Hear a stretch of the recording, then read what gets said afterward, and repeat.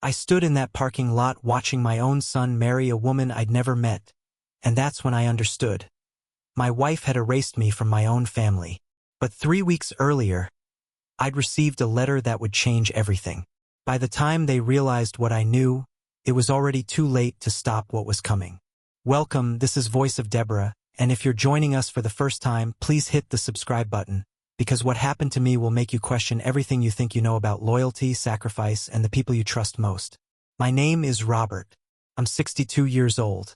What I'm about to tell you happened over the course of 33 years, but I only understood it 2 years ago, standing outside a wedding venue in Montclair, New Jersey, realizing I'd been living with a stranger. Started in 1989. I was 23, working at the Newark Postal Facility, living in a cramped apartment on the South Side. That's when Linda walked into my life at a neighborhood barbecue. She was 21, beautiful, from a good family. Her father worked at the same plant mine had before he died. We did things the right way. 8 months of proper courting. Her mother waiting at the door when I brought her home. Church on Sundays. I asked her father's permission before I proposed. We married in March 1990. Small ceremony. I wore my father's watch. She wore her grandmother's pearls. We had $53 left after paying for the reception.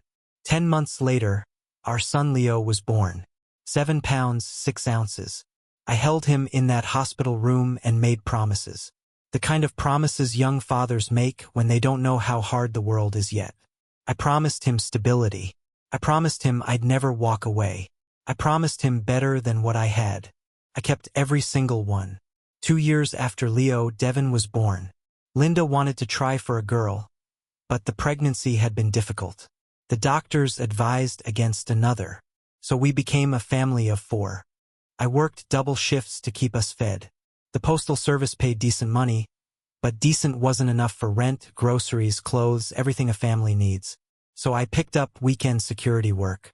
70, sometimes 80 hours a week. Linda stayed home. That was our agreement. She managed the house. I brought home the money. For the first few years, it worked. Leo was a quiet kid. Always reading. Always thinking. Devin was the opposite, loud, physical, always moving.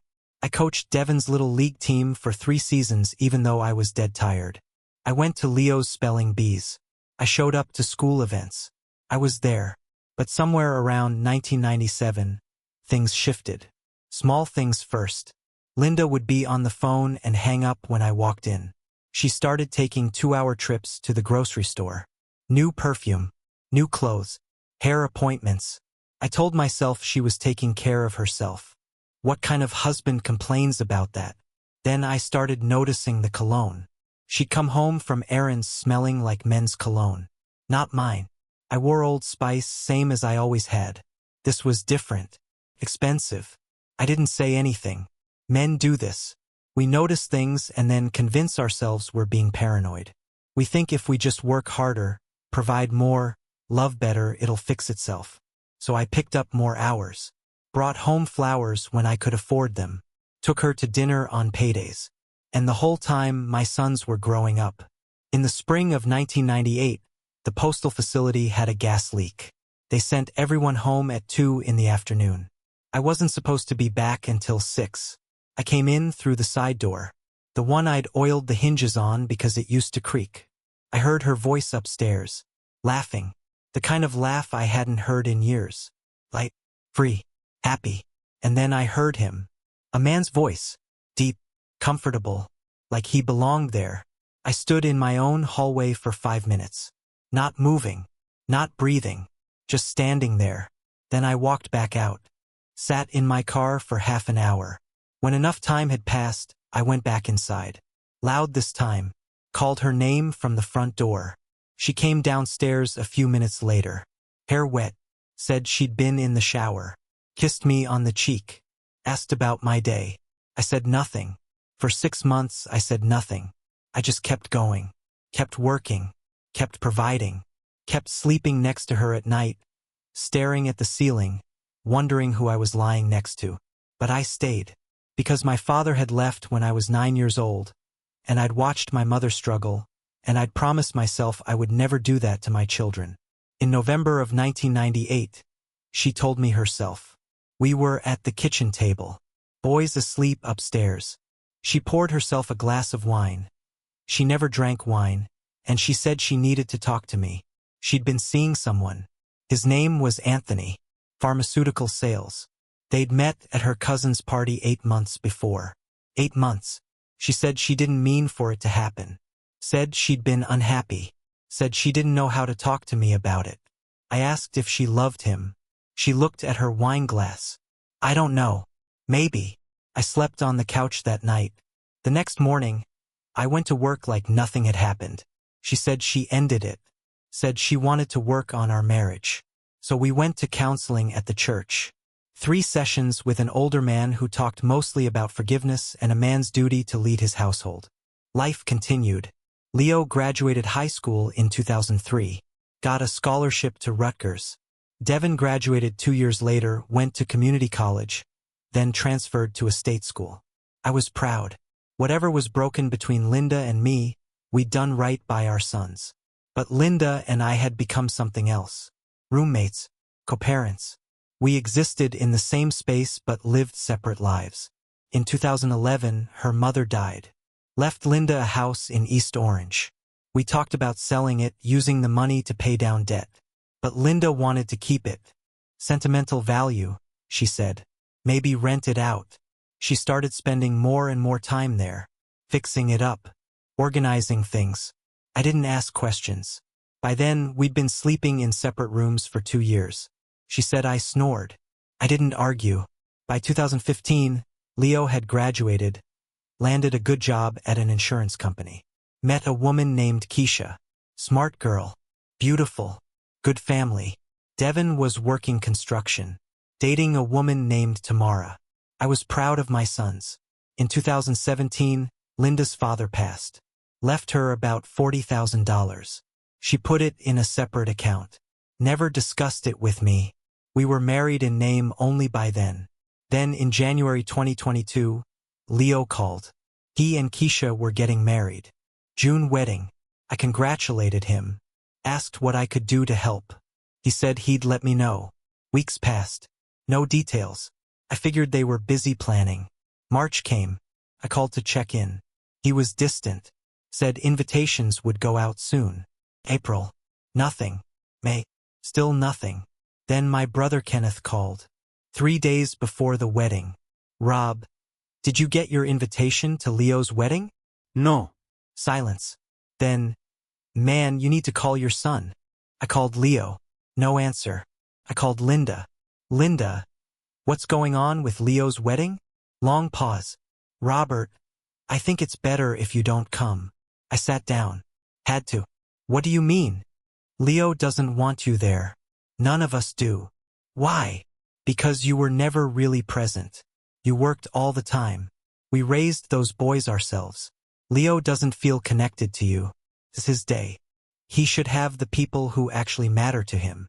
27 years of double shifts. Of little league games and spelling bees and working myself sick so they'd never go without. And I'd never been present. I didn't yell. Didn't argue. I just said, okay, and hung up. The wedding was Saturday, June 18, 2022. 2 in the afternoon. Banquet hall in Montclair. I drove there anyway. Parked across the street. Sat in my car and watched people go in. Linda. Devin. Relatives I'd known for 30 years. Keisha's family. And Leo. Standing outside in his tuxedo greeting guests. My son. The boy I'd held in the hospital 32 years earlier. I watched his entire wedding through the glass doors of a banquet hall I wasn't allowed to enter. 2 hours. Then I went home. What I didn't know was that Linda had been rewriting history for over a decade. Telling the boys I was cold. Distant. That I'd never loved them. That I'd only stayed out of obligation. She'd made me the villain so slowly, so carefully, they never thought to question it. But here's what Linda didn't know. 3 weeks before that wedding, I'd gotten a letter from Virginia. From my cousin Jerome. His father, my Uncle Paul, had died the year before. Uncle Paul never married. Never had kids. He'd been an engineer. Made good money. Invested well. And he left everything to me. $1.4 million. The letter came from the estate attorney. I read it 3 times before I believed it. Uncle Paul and I had been close when I was younger. He'd helped me get my first apartment, lent me money when Leo was born and I couldn't cover the hospital bills. I paid him back, but he never forgot. In his will, he said I was the only one in the family who understood the value of hard work and sacrifice. I didn't tell Linda. I didn't tell the boys. I met with the lawyer, signed the papers, had everything transferred to an account only I could access. And then I waited. After the wedding, I didn't hear from Leo for 6 weeks. Devin called once. Briefly. Uncomfortable. Linda and I barely spoke. We were ghosts haunting the same house. In August, Leo called. Said he wanted to pick up some things he'd left in the attic. He came on a Saturday. Linda was at the East Orange house. Just the 2 of us. Polite. Distant. He went upstairs, came down with boxes. I helped carry them to his car. Before he left, I said, "Leo, can I ask you something?" He stopped. Didn't look at me. "What? Do you really believe I was never there for you?" He shifted the box. "Mom told us a lot of things, Dad." "What things?" He looked at me then. "That you were never home. That when you were home you were angry. That you blamed her for everything. That you made her feel small." I nodded slowly. "And you believe that?" He shrugged. "I don't remember you being around much. I was working." "Yeah, you were always working." I didn't argue. He left. A week later, Linda said she wanted a divorce. We were in the living room. She'd been thinking about it for years, she said. Now that the boys were grown, no reason to keep pretending. I asked about Anthony. She looked surprised. "What about him? Are you still seeing him?" Pause. "That's not your business anymore." So I had my answer. She wanted the house. Half my pension. Half of everything. I said okay to all of it. She looked at me like I was simple. Just like that. Just like that. We went to mediation in September. Her lawyer was aggressive. Young guy in his 30s, treating me like I was trying to cheat her. My lawyer was a quiet woman in her 50s. Didn't say much. Linda's lawyer laid out demands. The house. Half my pension. Half my savings, about $30,000. Then my lawyer asked, "And what about the inheritance?" The room went silent. "What inheritance?" My lawyer slid a document across the table. Mr. Patterson received an inheritance of approximately $1.4 million from his late uncle in May of this year. I watched Linda's face, like she'd been slapped. Her lawyer recovered. "Obviously, Mrs. Patterson is entitled to half." My lawyer smiled. Not kindly. Actually, in New Jersey, inheritances are generally considered separate property, especially when left specifically to one spouse and kept separate from marital assets. Mrs. Patterson has no legal claim to it. The mediation lasted another hour. Linda's lawyer tried everything. My lawyer had an answer for everything. In the end, Linda got the house, a portion of my pension, her half of the savings, but none of the inheritance. We signed papers in October. I moved into a 2-bedroom condo in West Orange. Paid cash. Still had over $1 million left invested conservatively. About $40,000 a year in interest plus my pension. I was comfortable. More than comfortable. Linda moved into her mother's house in East Orange. The house I'd let her keep all those years ago. The house where she'd been meeting Anthony for the better part of a decade. Yes, I'd known. I'd hired a private investigator in 2016. Never told her. Just knew. I didn't hear from the boys for months. Then in January, Devin called. Said he needed to talk. We met at a diner. He looked uncomfortable. Ordered coffee, didn't touch it. "Dad. Mom told us about the money." "Okay. She said you hid it from her. From all of us." "I didn't hide it. I just didn't tell her." "That's the same thing." I shook my head. "No. She told me for years I was cold. Distant. That I was never there. So I figured my money wasn't her business." He looked down. "She's struggling, Dad. The house is expensive. She's asking me and Leo for help. Are you helping her?" "A little. What we can." I took a sip of coffee. You know she's been seeing someone for over 20 years, right? His head snapped up. What? Anthony. Met him in 1998. Been with him on and off since. Probably more on than off. That's not. I have proof. Had her followed. Photos, records, everything. He stared. I said, she rewrote history, Devin. Made me the villain so she could justify what she was doing. You and Leo believed her because it was easier than asking questions. He stood. I need to go. Devin. I need to go. He left. 3 months later, he called. Asked if he could come by. He came to my condo. Looked around. The nice furniture. Big TV. The view. Mom told us you were barely getting by. Said the divorce left you with nothing. I said nothing. He sat on the couch. Put his face in his hands. She lied about everything, didn't she? I sat across from him. I think she told herself a story so many times she started believing it. Leo won't talk about it. Says it doesn't matter. Says you should have been there more regardless. Maybe he's right. Devin looked up. No. He's not. I remember, Dad. I remember you at every game. Teaching me to ride a bike. Helping with homework after 12-hour shifts. I remember. Something broke open in my chest. I'm sorry, he said. I'm sorry I didn't invite you to Leo's wedding. I'm sorry I believed her. I'm sorry. We talked for 2 hours. I told him everything. Finding her with Anthony. The years of lies. Staying for them. All of it. When he left, he hugged me. First time in years. A month later, Devin got engaged to Tamara. Called to tell me. Small wedding, fall of 2023. Said he wanted me to walk Tamara down the aisle. Her father had passed. Said he wanted me to give a speech. Said he wanted to make up for what Leo had done. Leo never called. Devin's wedding was beautiful. October 2023. I walked Tamara down the aisle. Gave a speech about love and endurance and showing up. Danced with my daughter-in-law. Linda was there. Sat in the back. Didn't speak to me. Leo didn't come. That hurt more than the first wedding. Because this time I'd been invited, and he chose not to show up for his own brother. But Devin and I are close now. He and Tamara come for dinner twice a month. We talk on the phone. He asks for advice. Tells me about his life. He knows the truth now.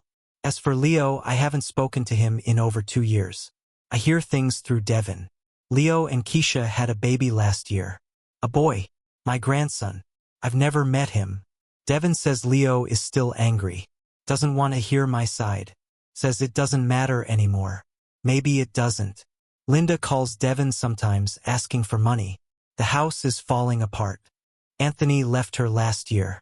Turns out she'd been telling him for 2 decades she was leaving me any day. When she finally did, he realized she'd been lying to him too. She's alone in that house now. The house I let her keep. The house she used to betray me. I don't feel sorry for her. Don't feel triumphant either. I just feel quiet.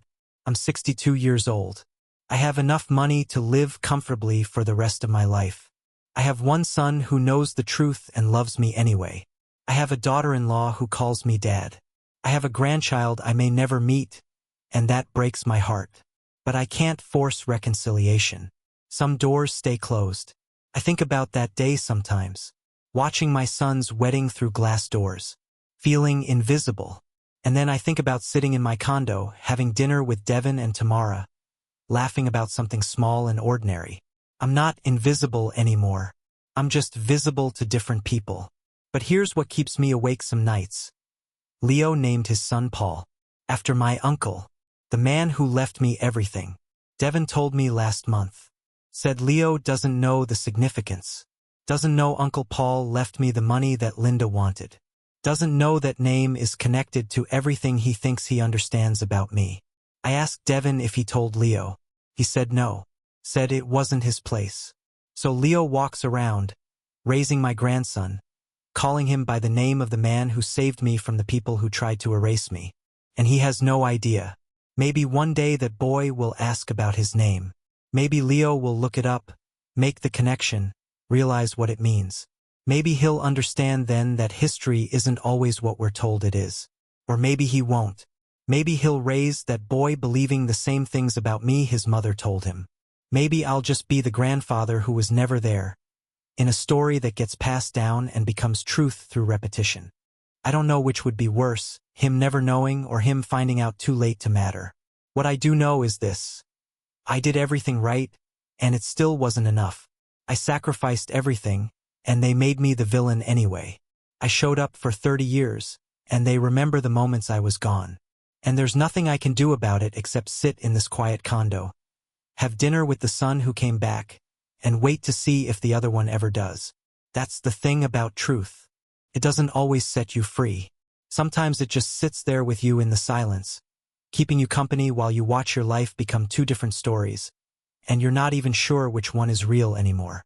If this story shook something loose in you, if you've ever been erased from your own life by the people you sacrificed for, drop a comment below. Tell your story. You're not alone in this. Subscribe to Voice of Deborah because these truths, the ones that hurt, the ones that don't have clean endings, these need to be heard. Someone out there is living this right now and needs to know they're not crazy for feeling invisible. Hit that subscribe button. Your story matters. Even if they rewrote it, even if they never hear your side, it still matters.